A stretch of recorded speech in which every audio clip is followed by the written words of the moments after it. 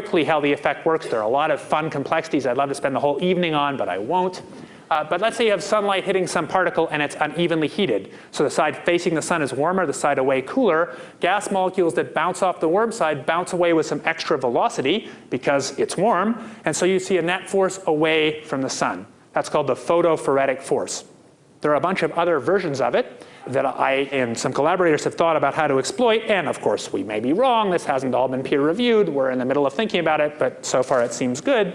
But it looks like we could achieve long atmospheric lifetimes, much longer than before, because they're levitated. We could move things out of the stratosphere into the mesosphere, in principle solving the ozone problem. I'm sure there will be other problems that arise. And finally, we could make the particles migrate to over the poles, so we could arrange the climate engineering so it really focused on the poles, which would have minimal bad impacts in the middle of the planet where we live, and do the maximum job of what we might need to do, which is cooling the poles in case of planetary emergency, if you like. So this is a new idea that's crept up that may be essentially a cleverer idea than putting sulfates in. Whether this idea is right or some other idea is right, I think it's almost certain that we will eventually think of cleverer things to do than just putting sulfur in. That if engineers and scientists really turn their minds to this, it's amazing how we can affect the planet. The one thing about this is it gives us extraordinary leverage. This improved science and engineering will, whether we like it or not, give us more and more leverage to affect the planet, to control the planet, to give us weather and climate control, not because we plan it, not because we want it, just because science delivers it to us bit by bit, with better knowledge of the way the system works and better engineering tools to affect it. Now suppose that space aliens arrived on, maybe they're going to land at the UN headquarters down the road here, or maybe they'll pick a smarter spot. But suppose they arrive and they give you a box. And the box has two knobs. One knob is the knob for controlling global temperature. Maybe another knob is a knob for controlling CO2 concentrations. You might imagine that we would fight wars over that box because we have no way to agree about where to set the knobs. We have no global governance. And different people will have different places they want it set. Now, I don't think that's going to happen. It's not very likely. But we're building that box. The scientists and engineers of the world are building it piece by piece in their labs, even when they're doing it for other reasons, even when they're thinking they're just working on protecting the environment. They have no interest in crazy ideas like engineering the whole planet. They develop science that makes it easier and easier to do. And so I guess my view on this is not that I want to do it, I do not, but that we should move this out of the shadows and talk about it seriously, because sooner or later we'll be confronted with decisions about this, and it's better if we think hard about it, even if we want to think hard about reasons why we should never do it.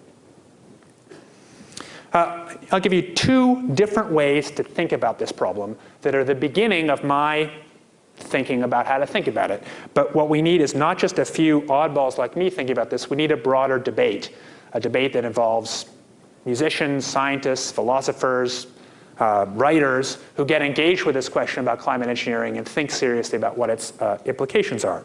So here's one way to think about it, which is that we just do this instead of cutting emissions because it's cheaper. I guess the thing I haven't said about this is it is absurdly cheap. It's conceivable that, say, using the sulfates method or this method I've come up with, you could create an ice age at a cost of 0.001% of GDP. It's very cheap. We have a lot of leverage. It's not a good idea, but it's just important. I tell you how big the lever is. The lever is that big. And that calculation isn't much in dispute. You might argue about the sanity of it, but the leverage is real. So because of this, we could deal with the problem simply by stopping reducing emissions, and just as concentrations go up, we can increase the amount of geoengineering. I don't think anybody takes that seriously. Because under this scenario, we walk further and further away from the current climate. You have all sorts of other problems like ocean acidification that come from CO2 in the atmosphere anyway. Nobody but maybe one or two very odd folks really suggest this. But here's a case which is harder to reject. Let's say that we don't do geoengineering, we do what we ought to do, which is get serious about cutting emissions. But we don't really know how quickly we have to cut them. There's a lot of uncertainty about exactly how much climate change is too much. So let's say that we work hard and we actually don't just tap the brakes, but we step hard on the brakes and really reduce emissions and eventually reduce concentrations. And maybe someday like 2075, October 23rd, we finally reached that glorious day where concentrations have peaked and are rolling down the other side. And we have global celebrations, and we've actually started to, we've seen the worst of it. But maybe on that day, we also find that the Greenland ice sheet is really melting unacceptably fast, fast enough to put meters of sea level on the oceans in the next 100 years and remove some of the biggest cities from the map. That's an absolutely possible scenario. We might decide at that point that even though geoengineering was uncertain and morally unhappy, that it's a lot better than not geoengineering. And that's a very different way to look at the problem. It's using this as risk control, not instead of action. It's saying that you do some geoengineering for a little while to take the worst of the heat off, not that you use it as a substitute for action. But there is a problem with that view. And the problem is the following. Knowledge that geoengineering is possible makes the climate impacts look less fearsome, and that makes a weaker commitment to cutting emissions today. This is what economists call a moral hazard.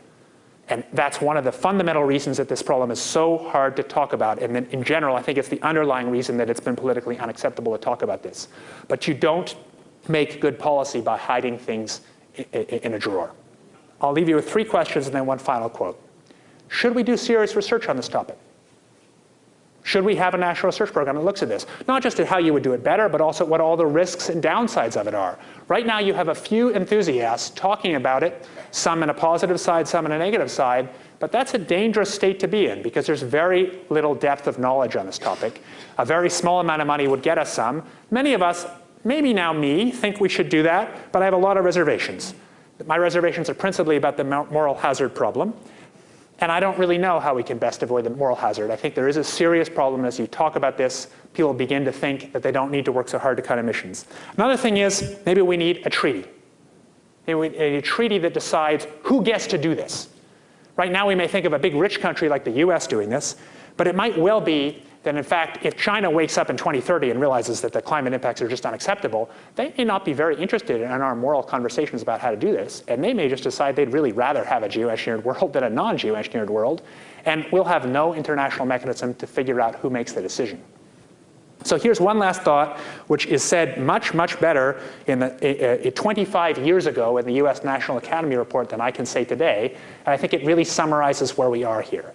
That the CO2 problem, the climate problem that we've heard about, is driving lots of things, innovations in energy technologies that will reduce emissions, but also, I think inevitably, it will drive us towards thinking about climate and weather control, whether we like it or not.